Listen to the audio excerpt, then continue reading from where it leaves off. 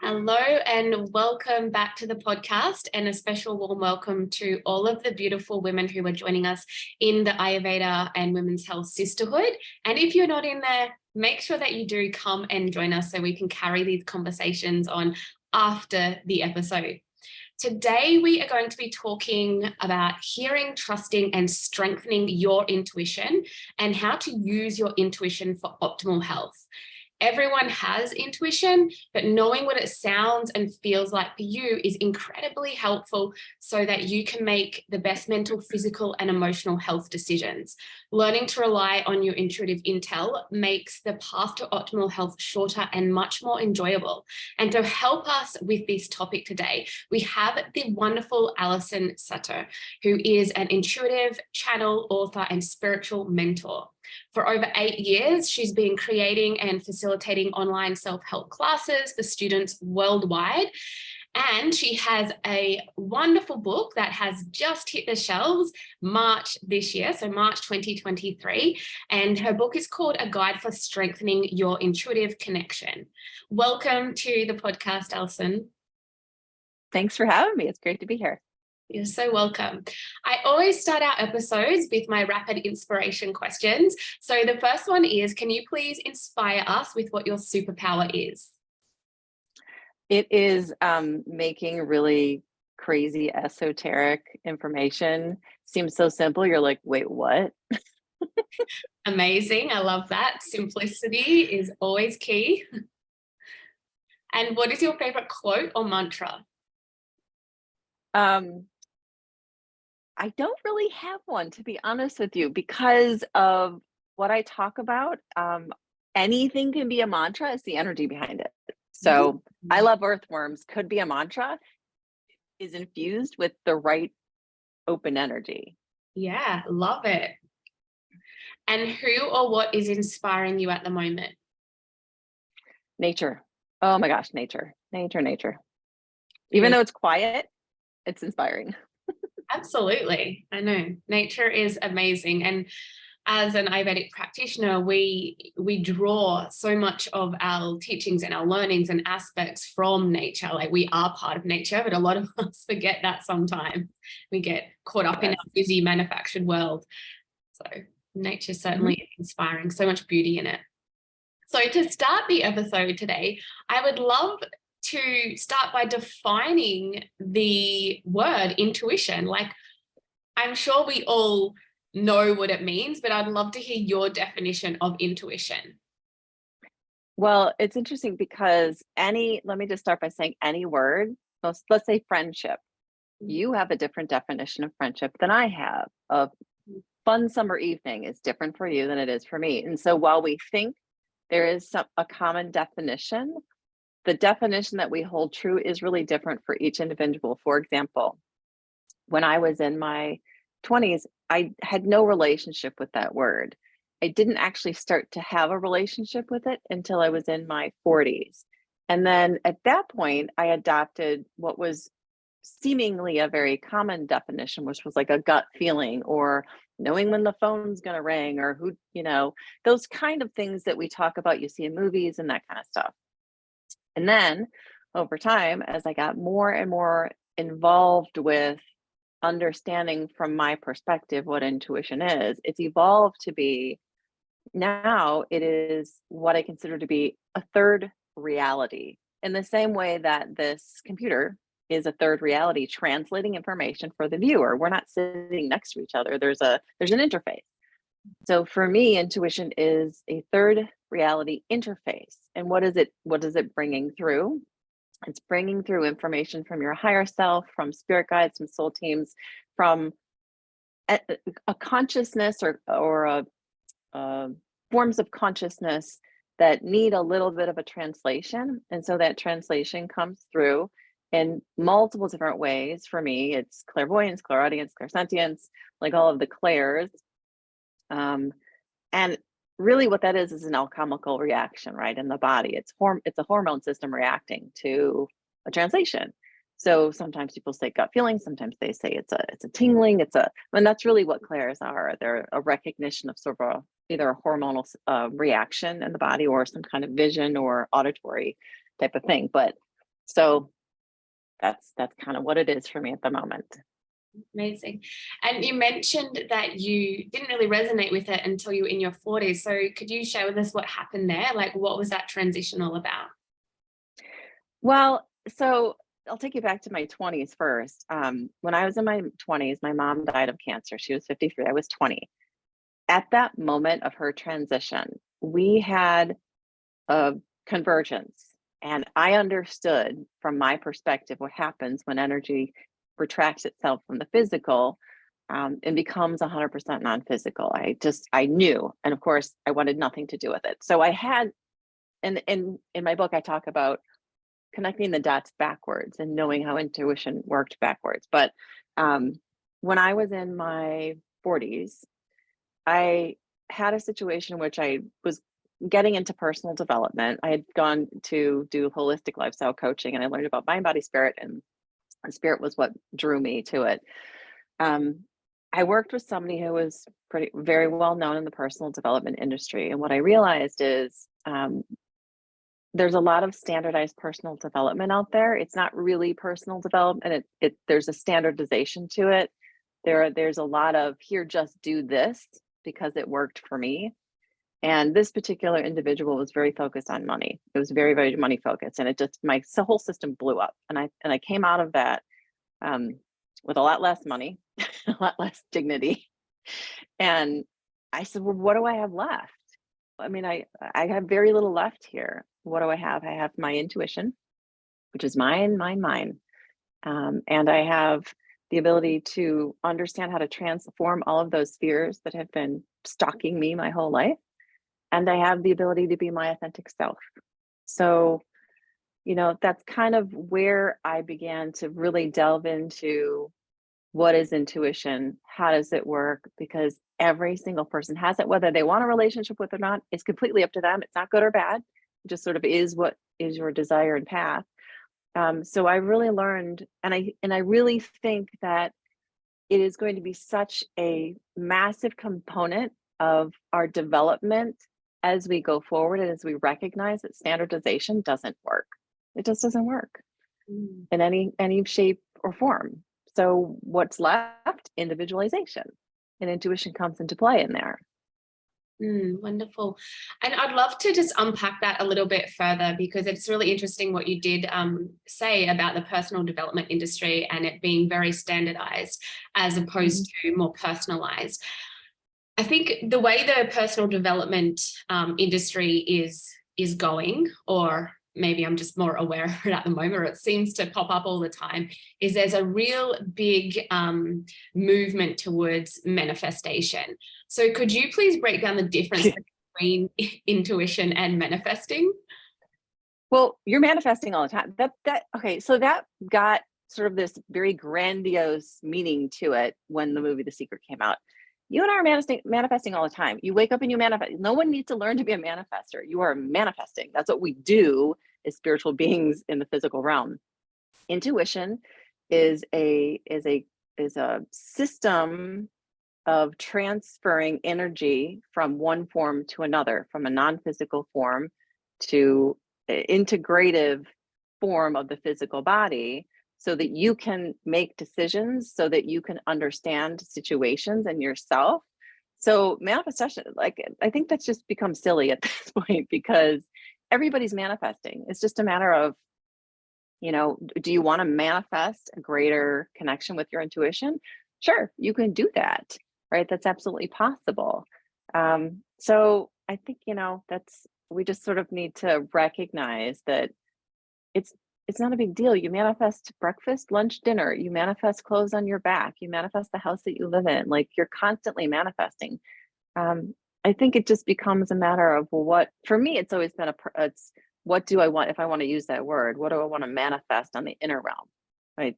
What do I want to become aware of? And really, that's in the inner realm. Manifestation is an awareness level. It's becoming in tune with the components that you already have, that you were born with. And for people who are a little bit conflicted with understanding what that gut feeling feels like, that intuition feels like for them, as opposed to all of the talk that goes on in their mind. How do you hear, trust, and follow your intuition? Like, how do you strengthen that relationship with your intuition so you can be really discerning between the fear and the ego mind, and we call it ahamkara in Ayurveda, and that deep-seated intuition? Well, intuition's benevolent. Intuition isn't fearful. Like, that's the difference. I think people are like, well, how do I know what the difference between fear and intuition is? Fear is fear. It doesn't feel good in any way, shape, or form. Intuition is not fear-based. It's a benevolent energy. Now, you can have a benevolent communication, and right on the heels of it, that gets all messed up, is a fearful thought, is a fearful idea. You can be in a traumatic or dangerous situation, but the communication itself is loving, unconditional benevolence. Like, there isn't anything evil or negative about it. It's the lightning speed with which we process information that can get confusing. So you need to say to yourself, you know, what is the benevolent idea? What is the idea that I'm excited about and interested about? And what is, you know, where did this thought come from? For example, like, you know, I want to paint my room blue. And then you go, well, what is my mom going to think of that? Right. So it's all intertwined, and you have to begin to separate it out. So you got to go slowly with it. And the first step is, what is your definition, right? What is your relationship? You got to give it some thought, and you got to begin to discern, well, what is my do I just think it's available for women only? Or do I think it's only available for men? Do I think it's only available for special people? Like, what is my current active definition? And then, do I want to change that? Right? Do I want to have a different definition? Because whatever your active definition is influencing how you perceive it. So if you think it's only a gut feeling, you're going to miss the 99% of communication that's coming through on these different wavelengths, because the only thing that you're allowing yourself to be aware of is a gut feeling, if that's your definition, right? So you'll begin to discern over time as you get better and better at recognizing the ways that intuition comes through for you. For example, I've gone all the way to, I understand verbal communication in my head. What is intuition? There's a very, like, it's almost like a very subtle level of discernment in between an intuitive thought from spirit and intuitive thought from your higher self, right? So it's really about fine tuning and getting in there and taking some time and having patience with yourself to determine what is this? What is this? What is this? So that's how you strengthen it, by getting up every day and kind of focusing on it, playing with it, figuring it out. Absolutely.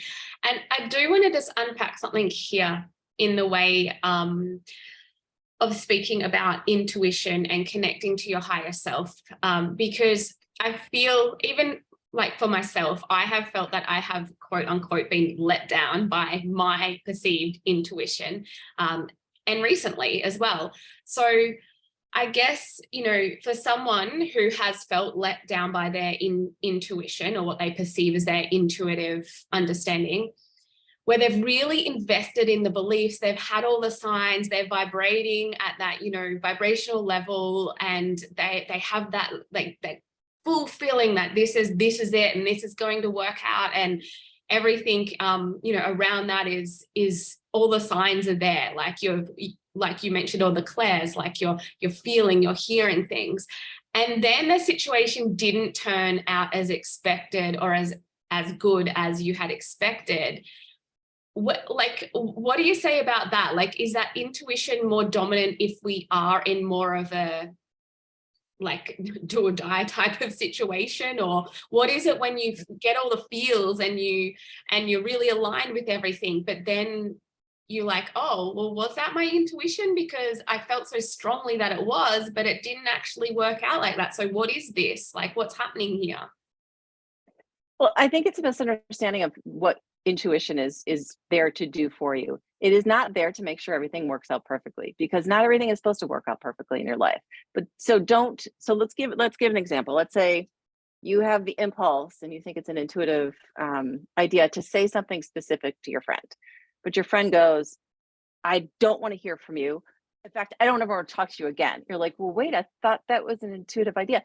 It probably was, but you can't lump onto intuition the ability to make everything positive. It's not what it's for. It's to guide you a step along the way. And sometimes things not working out the way you thought is the way it's supposed to go, right? So don't misunderstand a benevolent communication with the idea that everything's supposed to be perfect. It's not what it is. You can hear intuition in every single kind of situation. It could be you're sitting on the beach reading a book to a very disastrous situation. And I talk about both kinds because I live in Highland Park. If anybody knows where Highland Park is, we had a mass shooting this summer. So you can, and I talk about that event specifically. I talk about being in the car, my husband falling asleep at the wheel and having an intuitive idea to knock him and to wake him up. But I also talk about intuition in very calm, organic situations. It's not there to tell you specifically what to do. It's not there to make sure things turn out in a certain way. It's a guidance system. You have free will, you have a soul purpose, you have soul themes to explore. It's a guidance mechanism. That's it. If you misunderstand a situation by it not turning out the way you thought, it doesn't mean you didn't have an intuitive inclination. It just means stop demanding that things turn out a certain way. Yeah, well said. And how can you use your intuition to help optimize your health at any age? Well, so intuition is a guidance mechanism. You can put it in any bucket. You can put it in the health bucket, the business bucket, the relationship bucket. So if you want to put it in the health bucket, determine what your definition is. Begin to fine tune it. So go to the grocery store, pick up an apple and an orange, right? And begin to tune into what is going to serve me at the highest level based on my health at this moment, right? And begin to tune into what kind of inclination you get. Now, remember, don't demand that situation turn out a specific way. Maybe you eat the orange and you have an allergic reaction, but you were supposed to, right? You were supposed to, versus the apple. If you choose the apple and everything works out great, perfect. The point is not to determine the outcome. It's to tune into the next best choice in that moment, right? So you can do that with any health protocol, with food, with timing of food, pretty much anything, because it's a discernment mechanism that you can apply to any subject matter. Yeah, absolutely.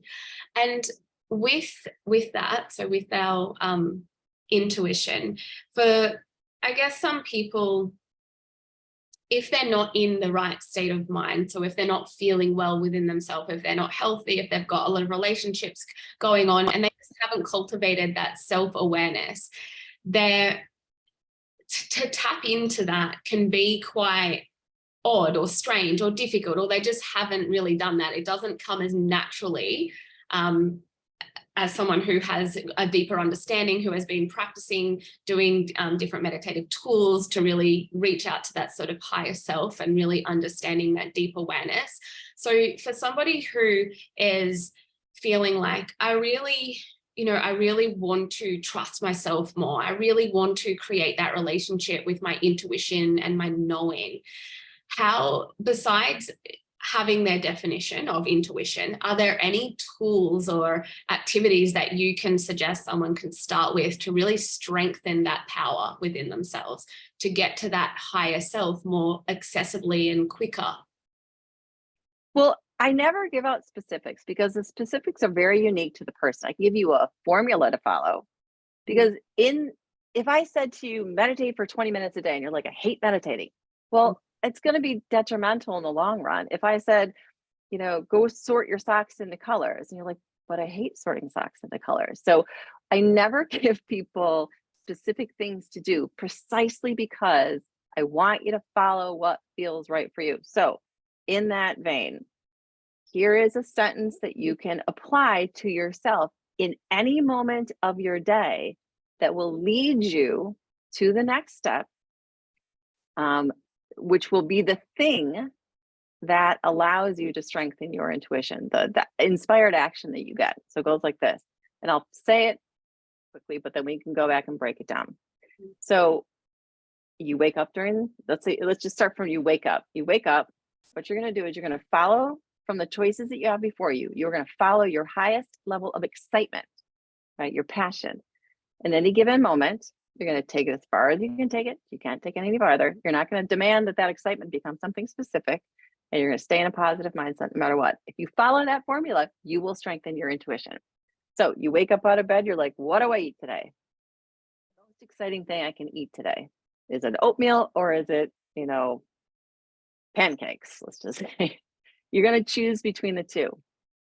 The discernment process of following your excitement, because excitement leads to more awareness, because excitement is the language of your soul talking to you. And if you're speaking the language of your soul, you're automatically going to become more aware of that intuitive excitement or that intuitive awareness just by default almost. And then you go, what am I going to wear today? Make it a game. Don't just go to the closet, rummage through and pick something. Make it 2 or 3 choices and say, what is the thing that feels a little better to me in this choice? Don't imagine an outfit you don't have. Pick from the stuff you have, right? And then continue that. And what you're doing is when you pick the things that are most exciting for you, because it's literally the linguistics of your soul. That's what passion and excitement are. You are going to become more attuned to the messages and keep asking yourself, is this an intuitive message? Invite yourself every day before you go to bed. You can invite yourself to wake up tomorrow and say, I would like to be more aware, organically aware as I walk through my day. I want aha moments, right? That show me that this is an intuitive idea. For some people, that might be this conversation, right? That might be this conversation. And they watch it and they go, oh, wait, that idea I had was actually an intuitive conversation or communication. Yeah, it was. So it's little things. You're not going to make any quantum leaps. If you're somebody who has no conversation with intuition, do not expect to call yourself an intuitive medium tomorrow. Probably not going to happen, right? Little tiny baby steps. You're not behind. There's no rush.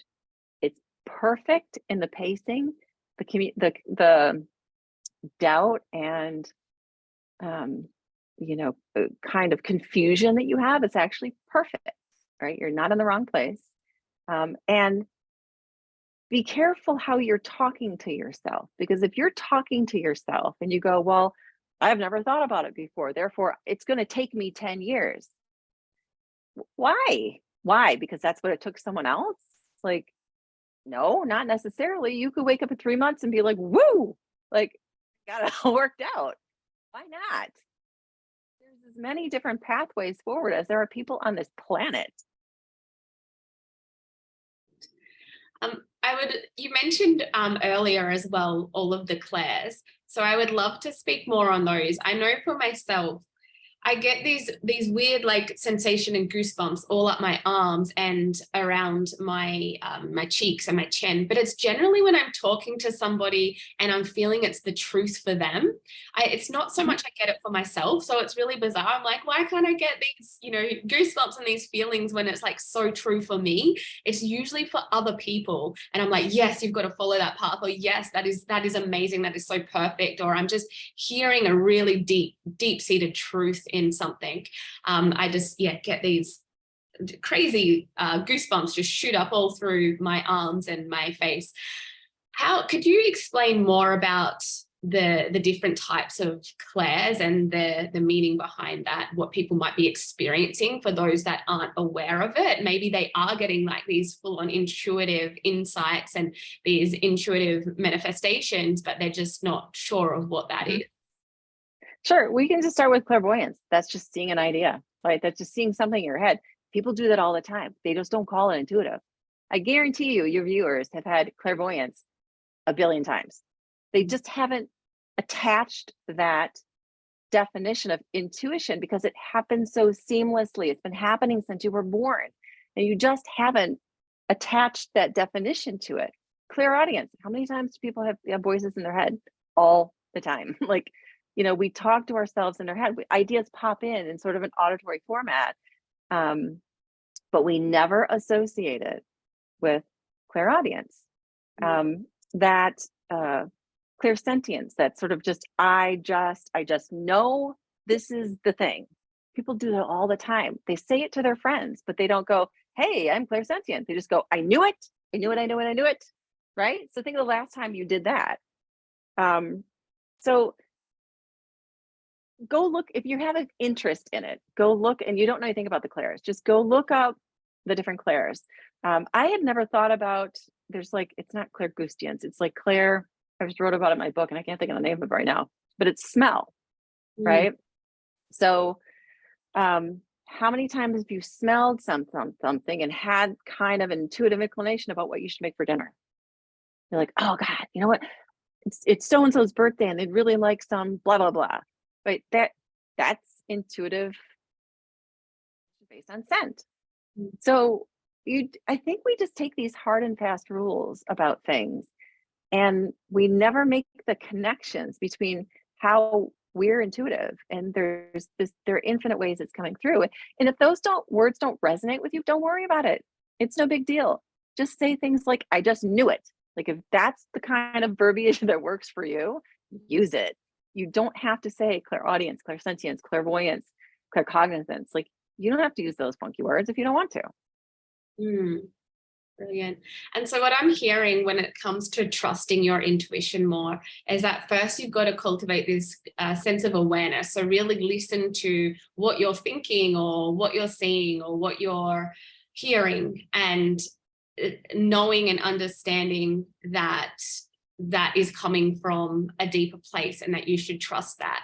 So my understanding is like intuition, well, for me, it comes through as a knowing, but like intuition for some people, it's like we spoke about before, discerning between the ego mind, like the one that tries to keep us safe, and the intuition. So whether or not to take that, to launch that product or to take that job offer or whatever that may be. And you might see the pros and the cons, and your intuition could be telling you, you know, you hear, follow your dreams, go do it. And then the ego is like, you know, don't go do it because this could happen. You've already got a really stable job, whatever that might be for you. But it's like discerning between the two, I find, is the trickiest thing, when both of them seem really loud and both of them, there's so many pros and cons. So is intuition that sort of first fleeting response to a question or a thought that you have? It can be. I want to give you my definition of this. So ego has gotten this really bad rap. Let me just give you a different, in your view, is a different way to play with this concept. So as a non-physical consciousness experiencing self in the physical, we need particular psychic constructs. We need ways of interacting with this reality. The ego is one of those ways. Instead of thinking of it like you've normally thought of it, think of it like this. You have a pair of goggles on and you're going to go swimming. And the goggles allow you to see this moment of now in front of you. The goggles do not tell you where to look. They don't tell you when to go swim in a different direction. They don't tell you what rocks to pick up. They just show you in that reality clarity. They're just there. That's the ego in my definition. It is a construct that we need to function in this reality. Anything in this reality can be positive and negative. And so when this thing we call the ego becomes negative, it's because you've given the physical mind too much responsibility and it breaks out. The higher mind is the one that works all the details out in this thing we call the past, present, and future. And so when you integrate, and intuition's in the higher mind in my definition. So when you integrate it, you get a fuller expression of this thing we call positive ego.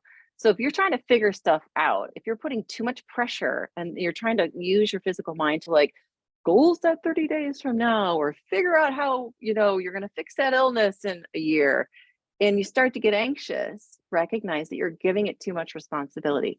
Pull it back and start playing with these ideas. Tell yourself, wait a second, I heard that podcast and the guest was talking about that intuition's always benevolent. So is there a way that when I'm trying to figure out what decision to make in my business, that I can separate the intuitive ideas, which I remember the guest said that they're not supposed to predict the future. They're not supposed to make everything perfect. So, all right. So that being said, I'm going to take this idea. I'm going to know that I have a belief that is causing me some fear. My belief is, I don't know what's going to happen, therefore I should be scared. Or I don't know how I'm going to make the money, therefore I'm going to be scared. Whatever the fear is. And you can tell yourself, okay, these are getting mushed up. And over time, what you will realize is, because intuition's coming from a bird's eye perspective, it's constantly leading you towards the success and abundance that's naturally yours. So even if it looks like you've gone off the road, eventually with practice, you can trust that that side road is actually leading you, giving you your soul lessons, giving you the themes that you wanted to explore, because this is all integrated, right? These are not separate, but that what you thought was a side road was actually the main road. Does that make sense? Yeah, absolutely. Thank you. Yeah, that makes so much sense. I love that explanation. And I'm super excited for you about releasing your book. I would love for you to share more about, the inspiration behind your book and a little bit more about it. Sure. Well, the first book that I wrote and the program that I coach and stuff is called Accelerate Your Mojo. And there are 3 components of that. And what that is: transforming fear, being your authentic self, and intuition. So I took that third component because I've done some summits on intuition as well. And what I did is I gathered from hundreds of different responses. I gathered about 20 of them from people's actual responses where they were confused, or like, is it? And the same questions that you're asking are some of those things. Is it fear? Is it intuition? How do I discern the difference? How do I know why it works sometimes and doesn't work some other times? And like all of those kinds of questions. And so I built the book around these statements of confusion that people had. So yeah, that's what I did. And then I sprinkled in there some of my own anecdotes. There's a chapter, like, for example, there's a chapter on connecting the dots. Because when you start to connect the dots back through your past, you will undoubtedly realize that you have been guided by intuition the whole way. So I talk about some of the touch points all the way from 3 years old to present day. And I talk about how there's sort of a prophetic nature to intuition too, where you can understand when you have these moments of accentuated sort of kinesthetic awareness. And then you can connect it later on. You're like, oh, yes, okay, I get it. And it builds your trust, right? So there's stories in there. There's some pictures. I talk about beliefs in there because you can't talk about beliefs or intuition without talking about beliefs and belief structures. And there is some repetition to some ideas because it's meant to be a book you can just open and look through a different chapter if you want to. There are some ideas and exercises at the end if you want that kind of support, but it's also very different. And in the introduction, I talk about how this is it's not a symmetrical book. It's actually an asymmetrical book, and it does not follow the very standardized protocol where an author will write a chapter and then they'll tell you what you're supposed to remember and they'll tell you what to do, right? That's a pretty typical recipe for a personal development book. I didn't do that. What I did is I gave you some information and I gave you questions to ask. What stood out to you? And by asking those questions, I'm asking you to strengthen your intuition, right? I was in I was in standardized education for many years. I was an elementary teacher. I have a master's degree in education. Like, I get the indoctrination of standardized education, but now I'm like, you know what, guys? We need to scrap that. We need to go in another direction. So even with this book, I'm asking you to step up to the plate. I'm saying, what stood out to you? The reason why it stood out is probably intuitive inclination. What jumped out for you? What do you think was the most important thing about that chapter? It doesn't matter what I think. It matters what you think. That's so good. That's so true. And where can all of our listeners find your book? On Amazon. Just go to Amazon. Worldwide? Yeah. Mm-hmm. Amazing. And whereabouts can they connect with you personally? Do you have your Instagram, website? Yep. Instagram, it's Allison Sutter 3. My website is allisonsutter.com.